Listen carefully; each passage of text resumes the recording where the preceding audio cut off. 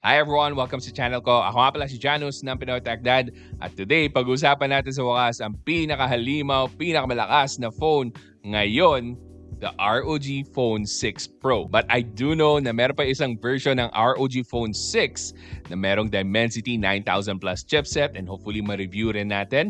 But for now, let's focus our sights on this one. So ipapakita ko rin sa inyo yung mga accessories na kasama dito, yung Aero Active Cooler 6 as well as the Kunai 3 gaming pad. So i-unbox muna natin lahat yan bago natin tuluyang pag-usapan kung sulit nga ba para sa mga hardcore gamers itong ROG Phone 6 Pro.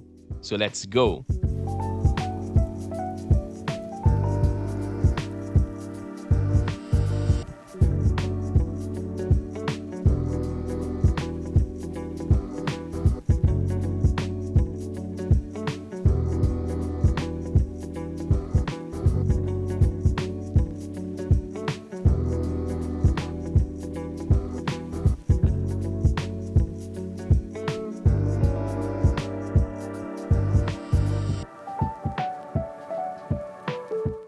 Alright guys, so sa unboxing experience pa lang, grabe ang lupit na.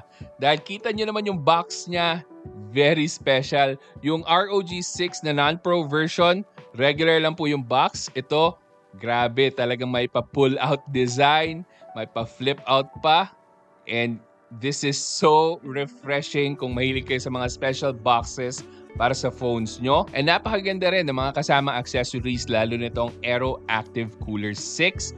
This is something that's gonna impress you mamaya pag pinakita ko sa inyo. Pero syempre, dito muna tayo sa bida ng video natin, ang ROG Phone 6. Tingnan natin yung mga ports. So sa baba, meron tayong microphone, a USB-C charging port, and a 3.5mm headphone jack. Sa right side naman, dito natin makikita yung air triggers or shoulder buttons natin. Syempre, hindi pa rin siya physical button. And then, meron ding extra microphone and a power button as well as the volume rockers. Sa top side naman, nandyan yung isa pang noise-canceling microphone. Sa left side naman, meron tayong dual SIM card slot and then andyan rin yung isa pang USB-C port na pwedeng for charging and pwede rin kabitan nitong Aero Active Cooler. Now sa back panel naman ito, nagustuhan ko talaga yung combination ng kulay niya, storm white plus meron siyang teal na color sa lighting niya. And kahit naman dito sa ring, dito sa camera natin, meron ding teal color. So this is really suggesting na ito yung colorway na mas bagay dito. Now, sa back, meron tayong matte finish. So, hindi po siya kapitin ng fingerprints. And kung nakita nyo, meron din tayong display dito sa back panel which tells you kung nagigaming na kayo or kung ano man yung ginagawa nyo sa front display. Something that's pretty much useless pero magandang tingnan and maangas na nandito. So it's still a welcome addition. Pagdating naman sa cameras nito, meron tayong tatlong cameras but the main highlight is the 50-megapixel Sony IMX766 na sensor. It's nice na meron siyang ganitong klaseng sensor but we'll also check out kung okay nga ba yung kuha ng cameras nitong ROG Phone 6 Pro.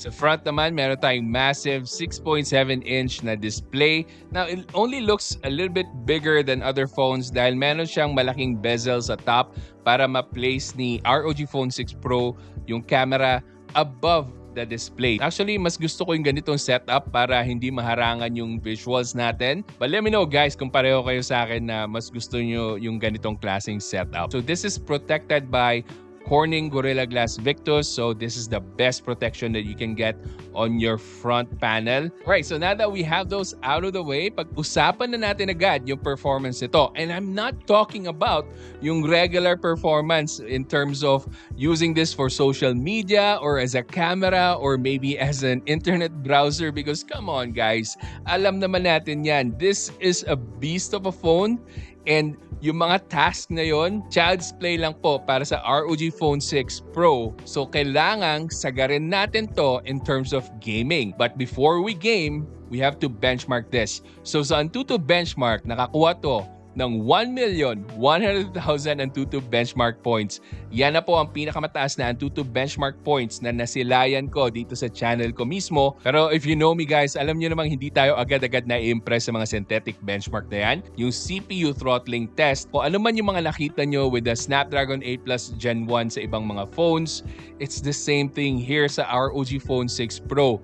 And what truly impressed me is kahit na hawak ko tong phone mismo, hindi siya ganun kainit kahit na metal yung body niya, glass yung back niya, as compared sa previous ROG phones na na-experience ko. So, ang dami kong games na tinest pala dito. So, hindi ko na mapapakita sa inyo lahat ng footage of every game that I've tested. But I think I tested around 10 to 12 games. And masasabi ko sa inyo, number one, na kahit wala kayong phone cooler, yung Genshin Impact, after 1 hour of gameplay, aabot lang ng around 42 to 45 degrees Celsius yung heat. So yun yung heat na mararamdaman nyo physically dito sa body ng phone, and that is not as bad as the previous ROG phones na na-try ko na lumalampas ng 45 degrees Celsius na sobrang init na talaga. Hindi na komportableng hawakan sa kamay. But of course, meron pa tayong test na ginawa with the Aero Active Cooler naman attached to the ROG Phone 6 Pro. So once you attach this, meron kayong 4 settings na makikita sa armory crate nyo. Now, meron naman tayong fourth option, and yan yung frozen. So mag-activate lang yan pag sinaksak mo yung Aero Active Cooler sa power. Na pag inactivate mo yung frozen na setting sa Aero Active Cooler, mararamdaman mo agad yung hangin na lalabas dito sa gilid ng cooler, and maririnig nyo rin yung lakas ng fan niya. So, this is the maximum speed ng Aero Active Cooler, yung frozen, and talagang cool na cool yung phone nyo. What's nice about the Aero Active Cooler as well, guys, is that bukod sa meron siyang RGB na pwede nyo rin baguhin yung light sa settings, meron din tong buttons. So, hindi lang po air triggers yung pwede nyong gamitin dito sa ROG Phone 6 Pro, dahil meron siyang back buttons dito, 4 na extra buttons pag naglalaro kayo. Nakakapanibago muna pag ginagamit mo sa back yung buttons, but it's actually very intuitive and para ka naka-controller, pero ayun lang, medyo weird lang siyang gamitin. Pero kung hindi ka satisfied sa buttons ng Aero Active Cooler, huwag kayong mag-alala guys. Dahil meron pa tayong extra way to enjoy our games with the ROG Phone 6 Pro. So this one is the Kunai 3. Na kung titingnan nyo, sasabihin nyo siguro parang ewan naman gamitin itong controller na ganitong klase. But actually, pwede nyo pa siyang tanggalin parang Nintendo Switch. So there you go, nakadetach na yung dalawang controllers. So meron din tayong kasamang case kung saan pwede nyo i-connect yung controllers mismo. So this is super ingenious, sobrang galing na pagkakagawa ng ASUS dito. So there you go. May controller na kayo, i-attach nyo na lang yung phone mismo. This is the ultimate gaming experience kung ang nilalaro nyo ay bagay sa isang controller dito sa ROG Phone 6 Pro. So for example, maglalaro ka ng Tower of Fantasy or maybe even Genshin Impact. This is the perfect setup para sa inyo. And what's even better guys is that meron ng presets yung ibang games para sa mga buttons with the ROG Kunai 3.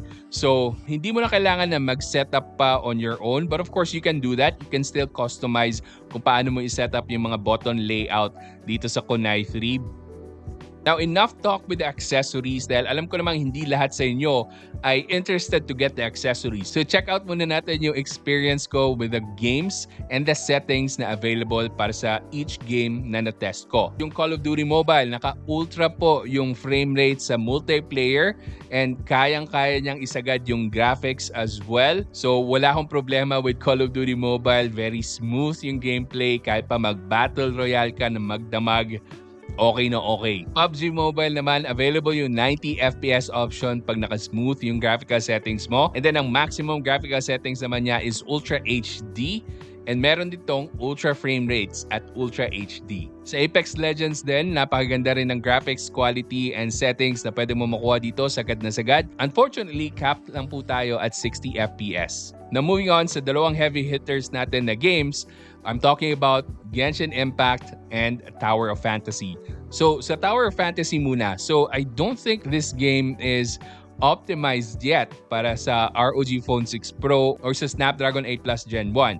dahil meron tayong mga frame drops na malala. Alright, so available ang 90 FPS dito, but there's one major problem. Grabe yung frame drops. Minsan nasa 84 yung FPS mo, bigla na lang magda-drop to 46, 49, and sobrang noticeable talaga siya. The visuals are very good looking. Actually, sobrang smooth nga talaga siya kung wala lang yung mga FPS dips. As in, yung dips na to is very random. Kahit na minsan wala akong kaaway, nagdi-dip lang siya. So I'm thinking this is more of an optimization thing talaga. Next up is yung Genshin Impact. Now this one, however guys, sobrang consistent ng performance. I think almost nasa 58 to 59 FPS ako the whole time. Kahit na may mga kalaban, minsan nagda-drop ng pakonti-konti but never below 50. So sa Genshin Impact, I would say this is something that you can truly enjoy without having to worry about the frame rates dahil smooth na smooth kahit na highest graphical settings yung ginamit ko. And medyo naging toasty lang siya at 42 to 45 degrees Celsius. But once I use the Aero Active Cooler, grabe, umabot na lang tayo ng around 39 to 40 degrees Celsius. But take note, naka-frozen po tayo. Medyo maingay po yung hangin na lumalabas sa Aero Active Cooler. But that's the only downside na na-experience ko with the Aero Active Cooler plus Genshin Impact.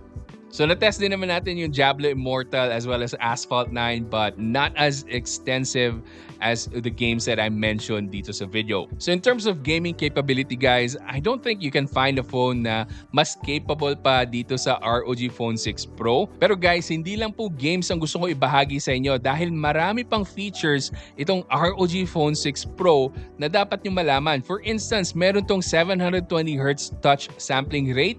So napakaganda po niyan in terms of gaming and yung reaction time sa pagpindot mo sa display mo as well as yung character mo. But bukod pa doon, meron pang isang feature na nagustuhan ko talaga which is something that's also available in other gaming phones as well. But this is the bypass charging. So that means kahit naka-plug in ka sa power, hindi po gumagana yung battery mo bagkus diretso sa power ng phone. So this will allow you to play games ng mas mahaba dahil wala na talagang pahinga, hindi na malolobat yung phone mo, hindi ka na mag-aalala sa battery. Isa pang feature na nagustuhan ko dito, yung Game Genie, kung saan na-access mo lahat ng settings instantly through a HUD. So pwede mo i-change agad yung refresh rate, may access ka rin sa mga notifications, so pwede mo i-turn off yung mga notifications. And there is so much more to explore guys pagdating sa gaming dito sa ROG Phone 6 Pro na I'm sure magugustuhan nyo kung sakaling bibilhin nyo yung phone na to. Pero syempre, hindi lang po sa gaming ang kakayahan ng ROG Phone 6 Pro. Meron din tong napakagandang display. So 6.78-inch na AMOLED display, HDR10 Plus capable, and 165Hz refresh rate. And this will allow you to watch fluid videos sa YouTube na naka 60 FPS or kahit naka 120 FPS and naka HDR. So yung kulay, very vibrant. Yung black, it's truly black. And kung manonood ka ng Netflix dito, napakalaki ng display mo. May enjoy mo, lalo na't maganda rin yung kasamang speakers dito. Napakalakas ng speakers na kinabit nila dito sa ROG Phone 6 Pro. I think sa ROG Phone nyo pa rin mahahanap yung biggest speakers on a phone.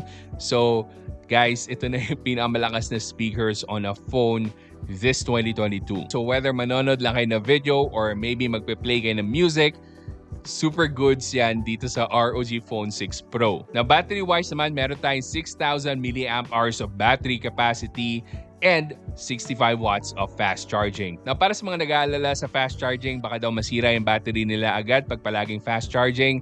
Don't worry guys, dahil ang ginawa ni ASUS dito ay tulad lang with the previous ROG phones na merong MMT or middle tab. That means naka-split po sa dalawa yung battery nila. Next naman, I'm sure meron din magtatanong sa inyo kung kumusta ba yung camera ng ROG Phone 6 Pro. I know this is not the main highlight but meron kasi silang sensor dito nilalagay which is the Sony IMX766. It's a popular sensor na pag nilagay mo sa isang phone camera, more than likely maganda yung kakalabasan. But this is the first time na hindi ako masyadong natuwa sa Sony IMX766 and that's because with the image processing na ginamit nila dito with the ASUS ROG Phone 6 Pro, it's not so good. I mean, it's decent but it's not as good as other Sony IMX766 na na-try ko before. So there's still a lot of space for improvement para kay ASUS pagdating sa camera ng gaming phone nila. Now, pagdating naman sa 4K 60 FPS na video niya, actually na-surprise ako because it's super stable. So para kang naka-gimbal.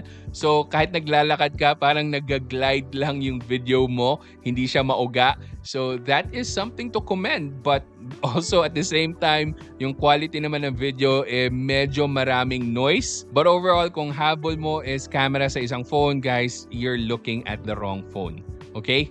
So, this is a gaming phone. Gaming focus po itong phone na to. So, look elsewhere. Alright, so here are the other things that you need to know about the ROG Phone 6 Pro na nandito sa akin. So, this one is a 512GB of storage plus 18GB of RAM. Grabe, nakakalula yung RAM niya. By the way, guys, you can get this for 65,000 pesos. Kung makita ko po yung link, ilalagay ko dyan sa description box. But, for all the gamers out there, the hardcore gamers, is this worth your money? You guys decide.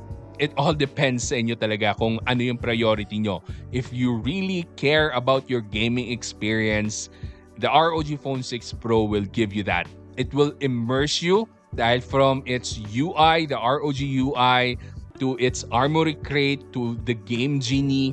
Talagang this is all designed to immerse you as a gamer. Overall, guys, this is an amazing phone. Of course, it comes at an amazing price as well. So, hindi po lahat afford ito. So, that's a given. So, I'm really thankful na I got to experience this. This is something that I can recommend to hardcore gamers. But of course, only if you have the budget for this. Huwag nyo pong ipipilit. Dahil kung titingnan nyo, meron pang affordable na gaming options out there. For example, the Black Shark 5 Pro. And I will tell you all about that sa review ko. But anyway, hanggang dito na lang po muna yung video natin ng ROG Phone 6 Pro. I hope you enjoyed the whole video. And if you did, please like and subscribe to my channel. And kung gusto pang manood ng mga videos ko, meron po akong mga ililink dito. Andyan po yung link ng Xiaomi 12T Pro and then yung Redmi Pad. So enjoy, and hanggang sa susunod, ako nga pala ulit si Janus ng Pinoy Techdad. Kita-kita ulit tayo.